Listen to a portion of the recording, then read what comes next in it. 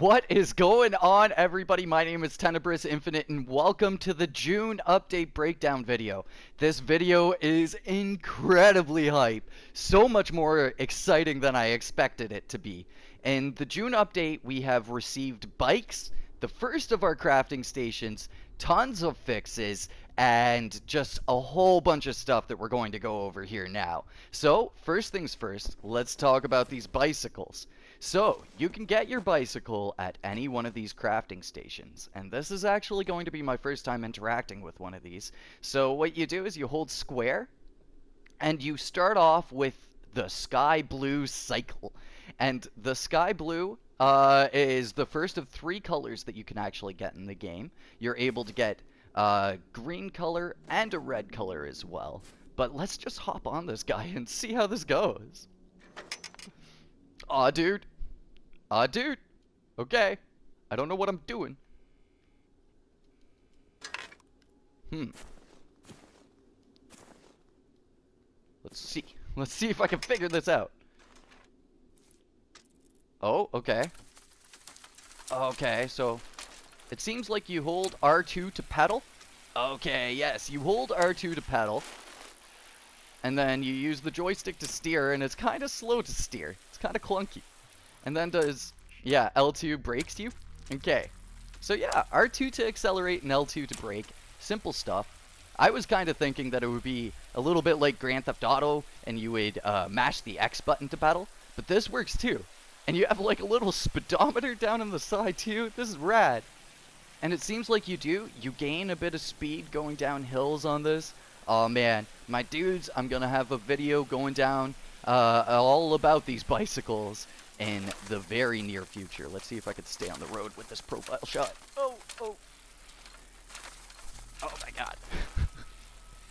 This is ridiculous. This is ridiculous, my dudes. I didn't expect it. Oh, and then you can even just ghost your bike. Ah, dude. So with my genuine hype about the bikes out of the way here now, let's start getting into these patch notes proper. And then after we're done the patch notes, we'll kind of look at a couple of these things. And then we'll also look at the crafting station as well, because there's a couple things to talk about with that. So first things first, let's talk about the bikes. So, the cycles are the second addition to the game that the team is incredibly excited to bring to us. So, the bikes will be an excellent source of transportation and change the way that we are going to make our way across Uttern. Available at every safe house, we'll be able to interact with the bike stations to spawn our bikes, as you guys saw just earlier. The bike will come in three different colors, being sky blue, emerald green, and ruby red. So again, as I was saying, I will be figuring out how you can unlock these different schematics, and the moment that I figure it out and I figure out a viable method for getting them quickly and easily, hopefully, I will be bringing out a video for you guys on that subject. So we'll notice when you're riding your bike that the bike performs better on roads than it does on rough terrain. So this is not a mountain bike. This is definitely just a bike for skirting from town to town as opposed to riding through the hillside. But another thing too that as well we found out just earlier is that bikes do go faster when you are going down a slope.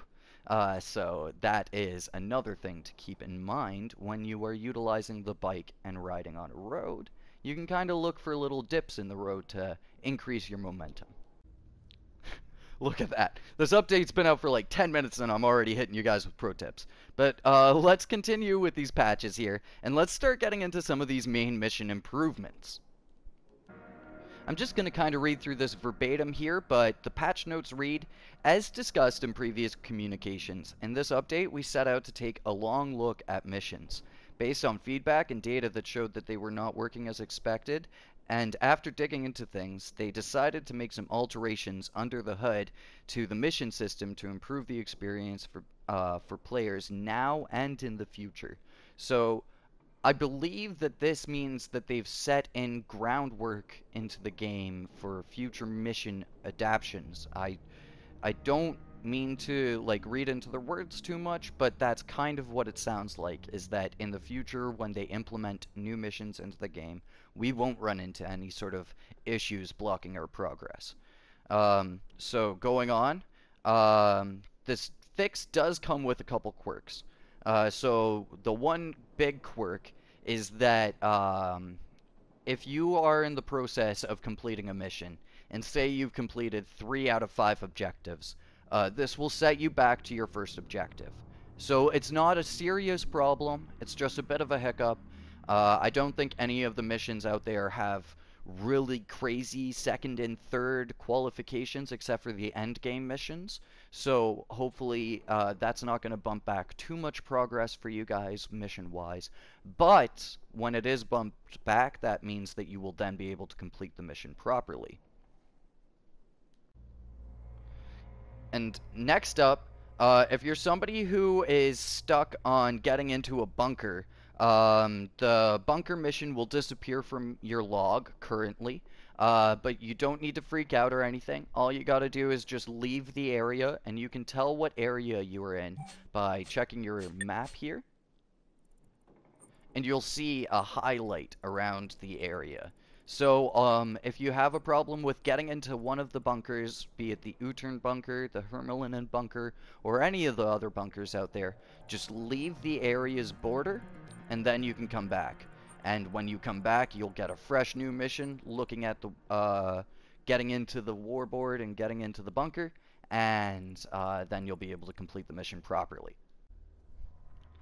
So, with that out of the way, with the little caveats for the mission fixes out of the way, let's get going on with the game balance tweaks. So based on player feedback from the last patch, they've identified a few areas that needed to be touched up as the changes didn't quite land the way that they intended. So, they're just welcoming all of the feedback that we've given and saying that we should just keep giving them the feedback. So I think it's a good thing. You know, sure, a lot of us were kind of frustrated with the way the last update came out and the way things happened with it, but I think that, you know, it's a really good sign from this team that that they've just taken the feedback and just improved the experience based on it. Next up being the explosive damage, which is probably a factor of the game balance tweaks here. Is that explosive damage is back, basically, which is really nice. We'll go off and test that later on in the video here. And then additionally, for loot containers, apparently all loot containers should have loot now. If you ever do run into a loot container that has no loot in it, so you search the container fresh and there's nothing in there, make sure you go on over to the forum or over to the Twitter or even just on the Generation Zero YouTube live streams that happen weekly, and just let them know that you're finding no loot. But moving on, we should be finding loot everywhere, so just like the explosive damage, we will test that in just a minute here. And this last tweak to the balancing is machine loot. So with machine loot, the biggest change is that they want the amount to better reflect the amount that it costs to destroy the enemy. So I feel like that means that with harvesters and tanks, you're going to be finding ample plus ammo. With hunters, you'll find a kind of medium amount. Runners will be the drop-off, and then with security bots, you probably won't find any ammo at all, just as usual.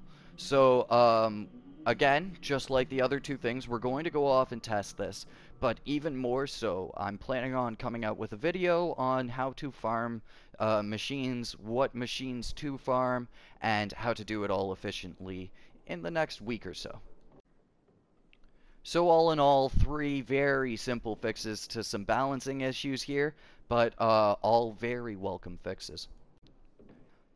Alright, so now getting into the bug fixes, as opposed to the balance changes. So, for the bug fixes, the missions, I will not be going through all of this, because it's a lot of missions. It's pretty much the missions starting off from flying objects, going all the way to, behind the curtain, and the Break of Dawn missions.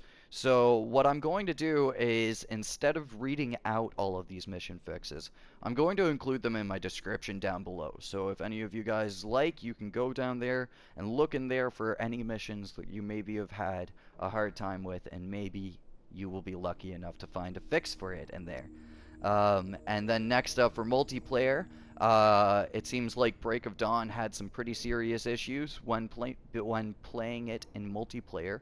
So now those issues have been fixed. The Girl Who Cried Wolf is no longer mismatched between single and multiplayer progression, so that means that you can do it in both multiplayer and single player and not worry about any sort of progression issues. And then the last one here, the big one for me, is when playing co-op as a guest, mission progress will now correctly carry over to your single player game if you were on the same mission step or beyond as the host in a multiplayer game when you joined them. So that means that if you go into a multiplayer session, you won't have any of your mission progress reverted or anything like that. And also, if you're in the same mission as a person, there shouldn't be any sort of quirks. If you're a little bit ahead of them, you should remain a little bit ahead of them.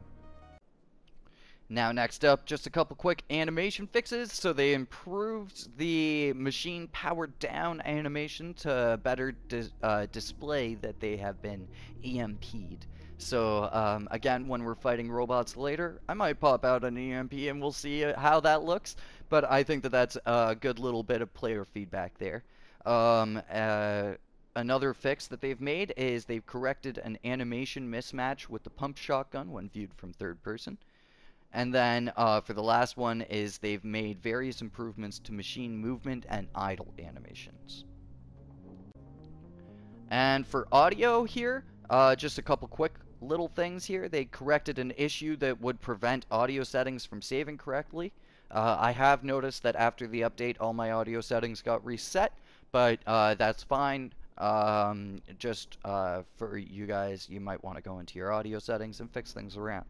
And then also they fixed issue with the public emergency alarm, in which case it could loop continuously for some players. So for combat here, just a couple quick things. Environmental gas no longer incorrectly causes damage to machines, and they've made improvements to prevent hunters jumping and clipping through walls and ceilings and objects. And now for some environmental fixes. They've corrected the collision on the platform assets, so players and machines can no longer clip through it. They've corrected the shed assets so that players no longer need to jump to cross the threshold. They've removed invisible collision areas in the middle of the picket fence gates. They've corrected various locations where players could get stuck in the terrain. And then they've corrected an issue where bunker doors that were tied to power activation would relock after starting a new game session. And then also they've fixed a couple more of these floating game world objects too. And then for experience, they've further refined it as well, so they've corrected a couple issues when it comes to explosives and experience. So when you explode a component off a machine with an explosive, like a fuel tank or something like that, it should reward you with experience at the end of the combat session. Using deployed explosives should reward you with experience at the end of the combat session. And using explosive weapons should also yield more experience at the end of a combat session. So, next up, for some graphic fixes, decals should no longer flicker on machines. They've made some performance improvements, decreasing the amount of time machines take to despawn from the world, so that's going to be really, really good. I know for me, after a big firefight, a lot of times I try to avoid another big firefight because I know that that can make the game just laggy as heck. So it's great to see that machines will despawn a little bit quicker after you've left them. And then they've also fixed a bug where ticks spawned by other machines could live forever. So the whole immortal tick thing has been fixed too. So they've also fixed a couple in-game world items. The field radio should no longer jitter in place when you destroy a relay beacon.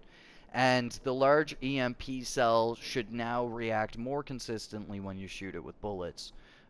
Which is good because for me, I don't think that the large EMP cells ever worked for me, so I'm gonna definitely test that out on my own time. Now for a PC fix, they've made some improvements to the key binding menu for PC players out there, so that'll be good for a lot of you guys. And then for photo mode, they've just got a couple tweaks here. They've corrected a misalignment of UI features when using it in windowed mode. So that's, again, that's there for PC players. And then text chat will no longer be incorrectly displayed when you're using photo mode. As for some UI fixes here, the multiplayer menu now correctly gives feedback when applying settings, which is really nice. You'll know when you've changed it over. And as well, in the multiplayer settings, you have a further option here to decide whether or not people who join your game can spawn in vehicles or not, which might be a good idea for some of you guys that play with randoms. And then the AR and SMG barrel extensions no longer incorrectly show the suppressor icon in the inventory. They've made it easier to interact with a sitting corpse whenever you find those guys. And they've also corrected an issue that could cause the farm objective icon to remain even after completing the mission. And for the last little bit of fixes here, for the weapons, the green dot sight markers should no longer cause vision to be obstructed when used. They've corrected an issue that could cause trace effects to display long after the weapon's been fired, and they've corrected a misplaced muzzle flash for the Grant Gavar. So those are all good things. Let's check out these laser sights and see if they've fixed them, how they've fixed them. So let's remove our ACOG off this guy. Okay. You can kind of see, actually, how they've changed it a little bit. And... oh, which... maybe my shotgun would be another good example here? Okay. Just a minor tweak. It seems like they've just kind of decreased the kind of intensity of the light from those guys.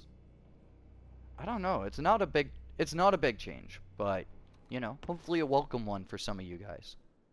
I want to ride my bicycle, bicycle.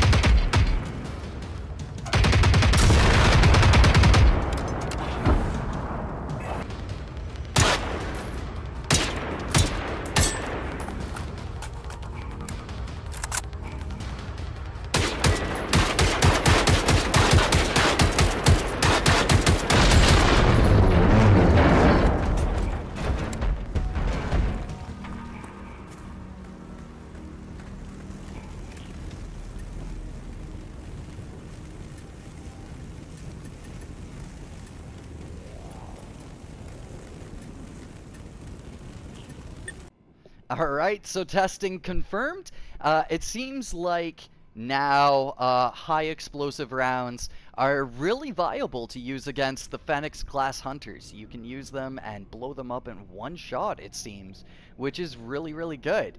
And then against the tank, it seemed like the explosives did damage. It seems like they did damage, but just maybe not enough. Maybe not enough. I don't know. It would be great to get some of your guys' feedback on that too, just to see how you guys are feeling about the power of high explosive equipment against the tanks and the harvesters. I do think that we're getting to the best point of balancing that this game has been, though, in this update. And then when it came to picking up loot, that was a bit of an adventure. So when I killed off all those hunters, I wound up finding an absurd amount of FMJ Magnum and ammo, which is weird, but I'm not going to complain. And then against the tank, the payoff was excellent. Getting all of those rounds back and just being able to supply the ammunition from 2 fights with 1 tank was worth it. Made killing a tank completely worth it. So I personally am a huge fan of the new changes. As well, I even found a med kit on a runner at 1.2, which was kind of cool. So that means that runners might be a good source of medkits. I'm not entirely sure. I'm going to have to do a lot of testing to figure out all the ins and outs of farming enemies at this point, as loot tables seem like they've had a crazy rework. Alright, so for the final thing to talk about here, the bicycle crafting stations. So, this might potentially be our first example of what a crafting station looks like here in Generation 0. It seems to work the way you would expect it to work and everything, but there is a small caveat to the whole crafting station situation here. So in the log, it seems like crafting stations have been removed from the log. Now, we shouldn't jump to any conclusions. I don't think that this means that crafting is off the table and not coming to the game.